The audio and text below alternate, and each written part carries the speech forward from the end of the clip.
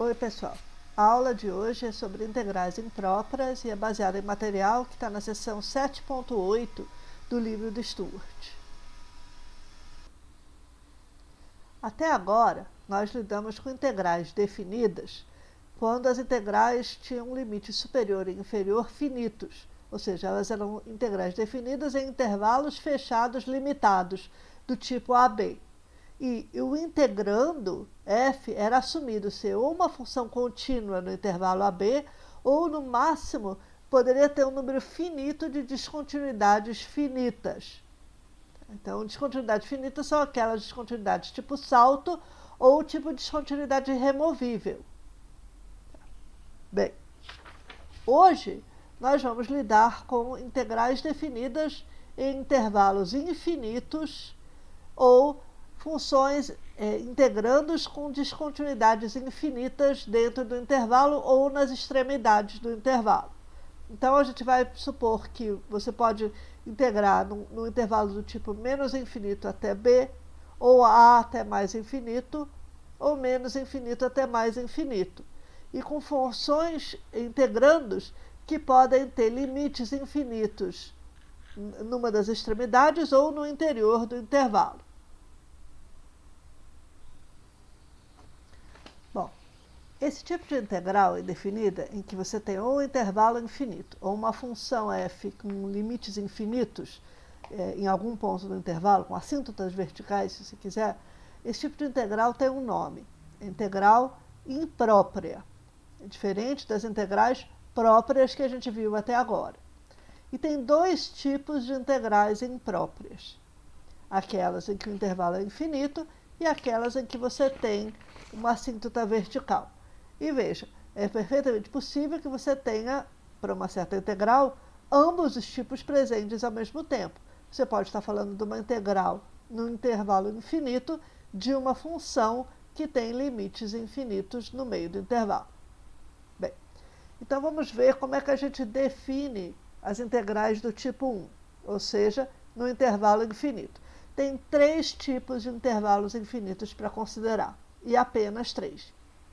Intervalos do tipo menos infinito até b, a até mais infinito, e integrais em intervalos do intervalo da reta toda, de menos infinito até mais infinito.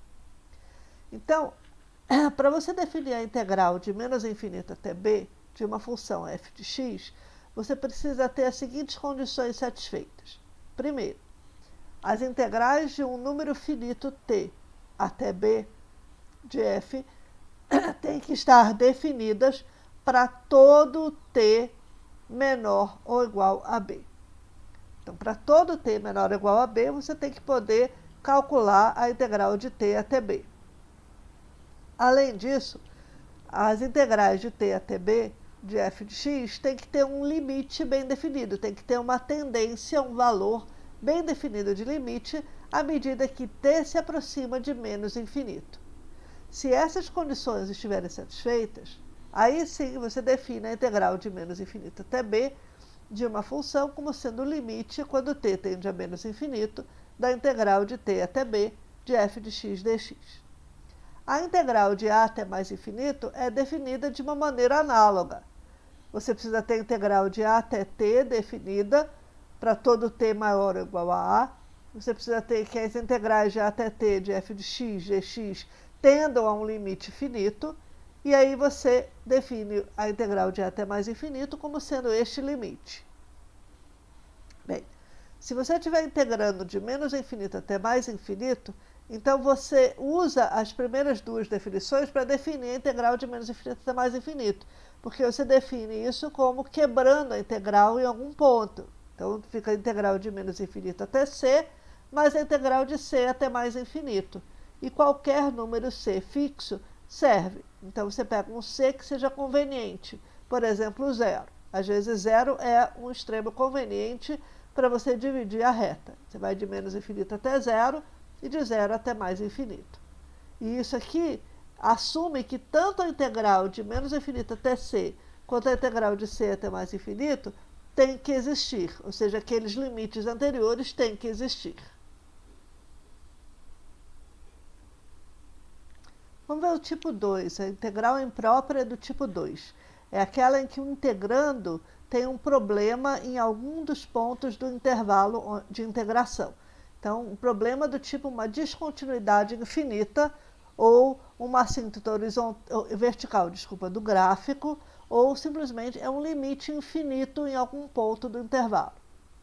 Então, se esse limite infinito ocorrer no extremo à esquerda, no A, tá? Ou seja, se o limite de f de x, quando x tende a pela direita, for ou mais infinito ou menos infinito, daí você vai definir a integral de a até b como sendo o limite das integrais de t até b, com t tendendo a pela direita.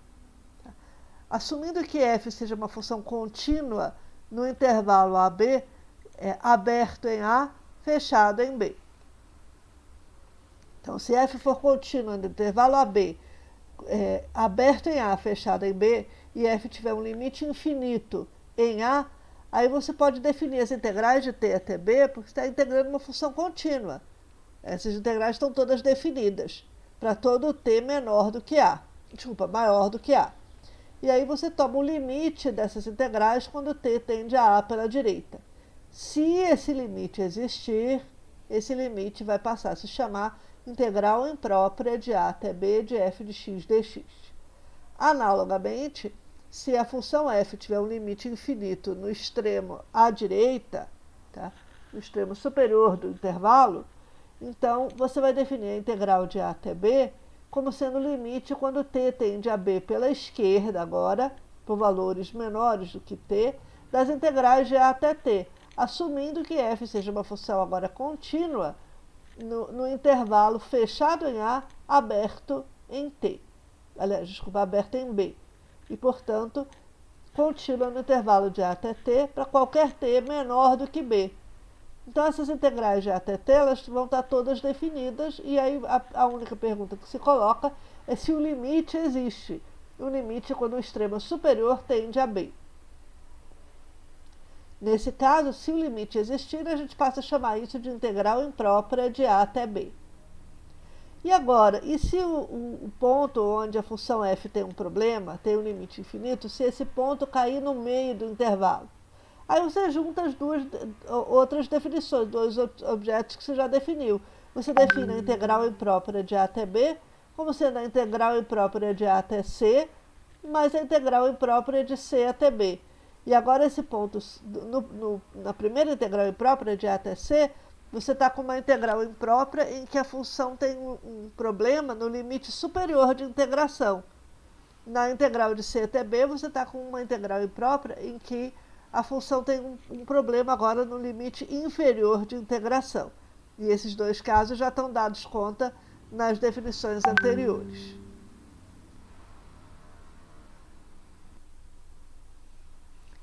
Bom, tem duas observações super importantes aqui.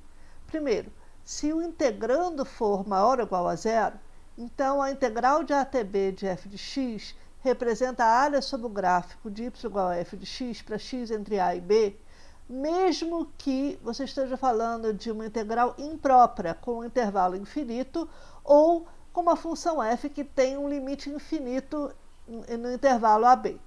Ainda assim, você interpreta a integral como sendo a área sobre o gráfico. 2. Se a integral imprópria existe, isto é, se os limites nas definições de cada tipo de integral imprópria existirem, então a gente diz que a integral é imprópria convergente. Se não, a gente diz que é uma integral imprópria divergente.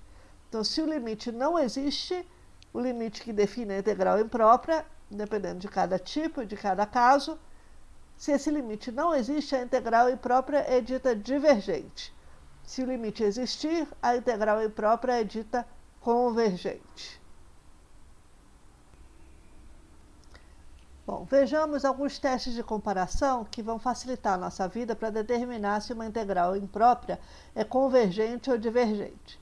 Então, eu estou enunciando aqui esse teste de comparação no caso de uma integral imprópria num intervalo infinito do tipo A mais infinito. Mas O mesmo teste é válido substituindo A mais infinito por menos infinito B, por menos infinito mais infinito, e assumindo que f ou g tenham um limite infinito no meio do intervalo. Bem, então quais são as hipóteses? As hipóteses no caso do limite do intervalo infinito são que f e g sejam contínuas no intervalo infinito e que f seja maior ou igual a g e ambas maiores ou iguais a zero, isso é muito importante, em todo o intervalo infinito.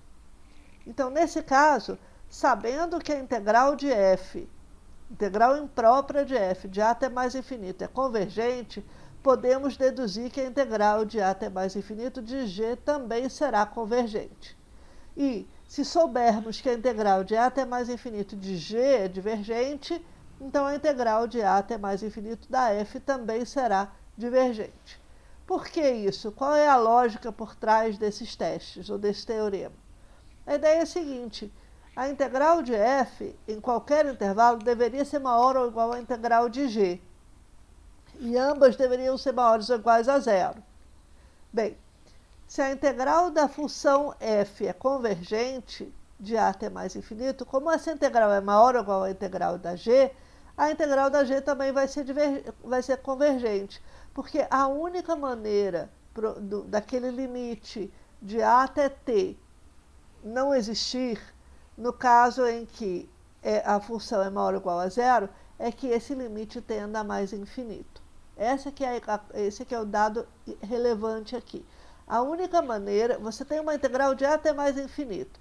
É definida como uma integral de a até t, e o limite quando t vai para infinito.